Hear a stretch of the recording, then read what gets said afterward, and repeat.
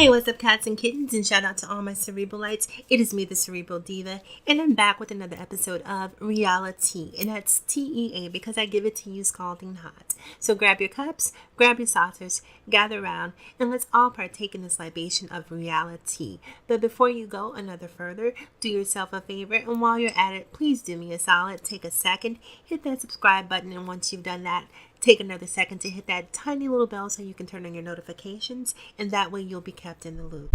Okay, so this video is going to be an addendum to the Real Housewives of Atlanta Season 10, Episode 10 video that I uploaded yesterday. And you guys have to realize when I create these videos, I speak off the cuff. So I don't have notes, I don't have bullet points. I'm really just sort of giving you my recollective take on the episode. So sometimes there are things that I miss, and this is one of those cases where there was something very important that I missed in a previous video, so I felt compelled to come back and make a part 2.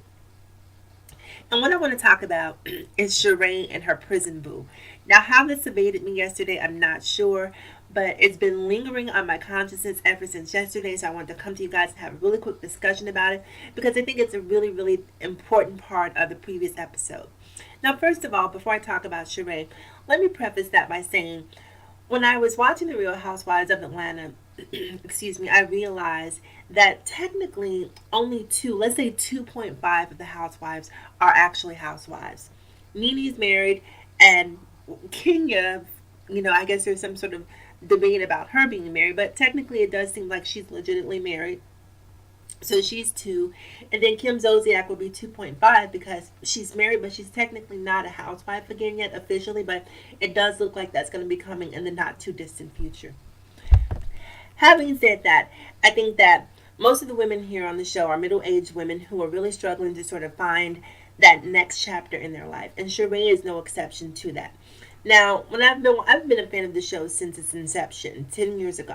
I've stuck with it throughout its course, and Sheree has never stuck out to me as an intellectual. She's not, at least not scholastically. Like, I don't look at Sheree and think, wow, this is a really educated woman.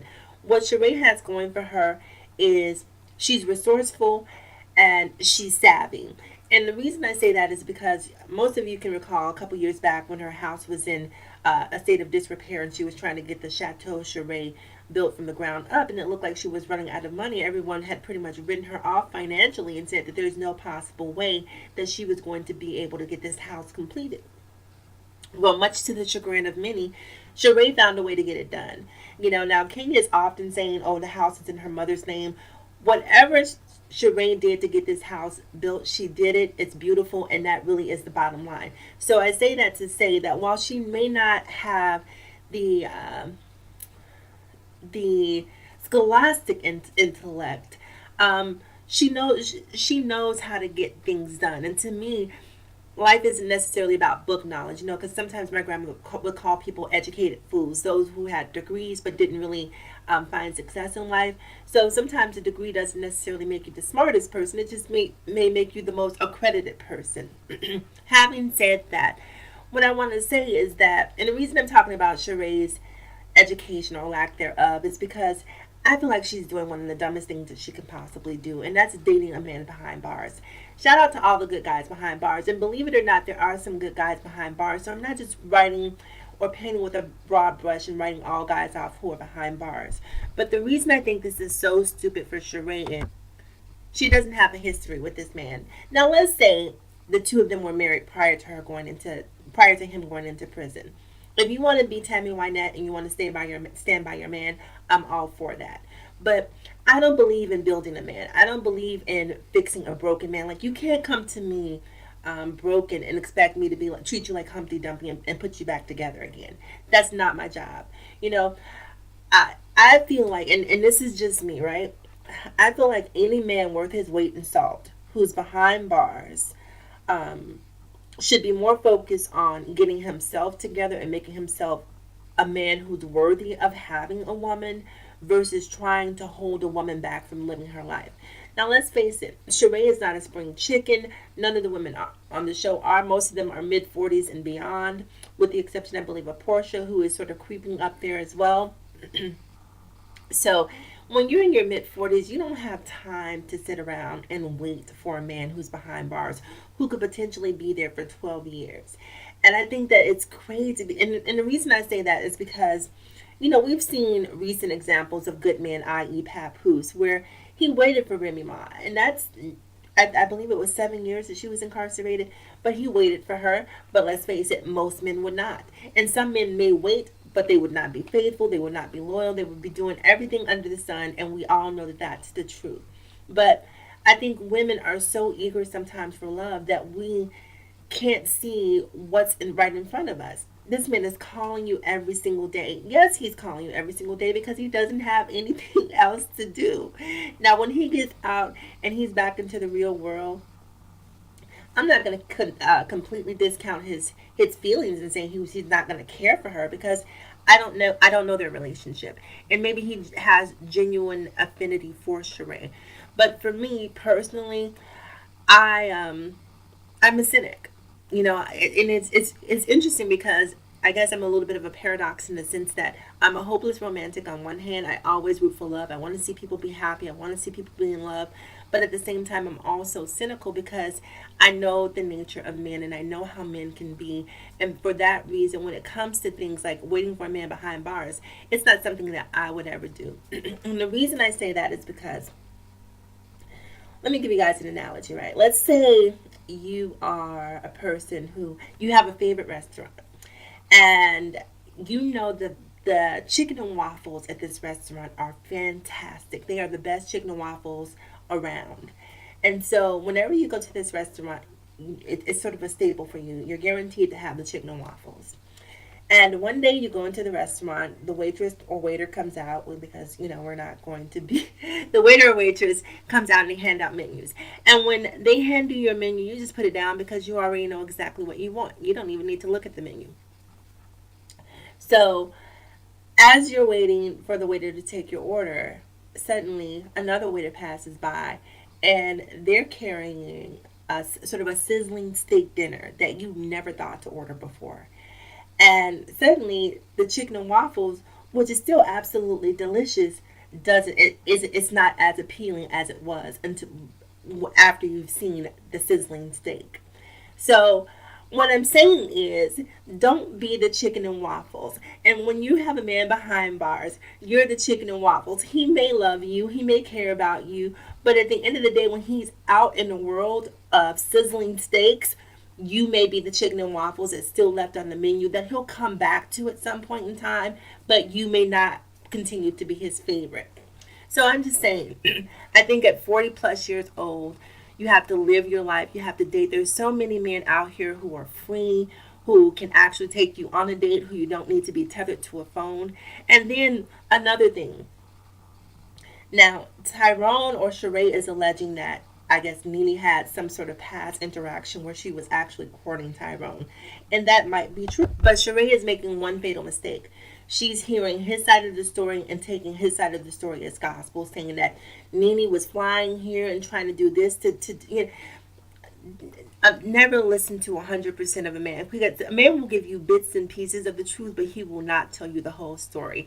And I guarantee you that at the reunion, this subject is going to come up, and it's going to be a very volatile situation between Sheree and Nene, because Nene is going to defend her character tooth and nail. And I think Sheree is going to look a little stupid because you cannot sit here and say what she's done or what their relationship may have been without actually getting the information from her, because somewhere in between what he's saying and she's saying lies the truth.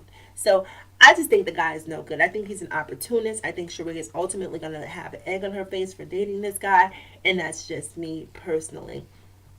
So I want to know what you guys think about this guy. I want to think about what you think about dating a guy behind bars. And once again, shout out to all the good guys behind bars, because I know that there are some genuinely good men who happen to be incarcerated, but I don't care. In my mind, if a man is incarcerated, a man should be focused on getting himself together. I think a man who is truly good, a man who truly has your best intentions, wouldn't be selfish enough to ask you to put your life on hold while he's incarcerated, especially if this is not your husband or someone that you have a long standing history with. Now, that's just me. So, that's how I feel. Now it's your opportunity to tell me how you feel.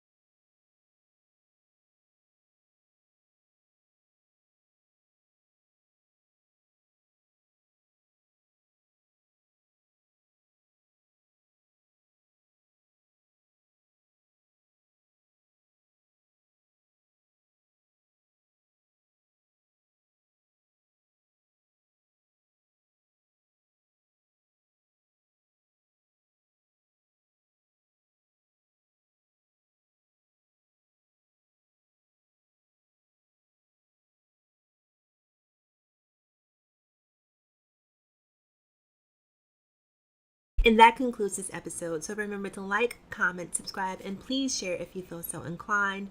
Remember to follow me across all social media platforms: Facebook, Instagram, Snapchat, and Twitter.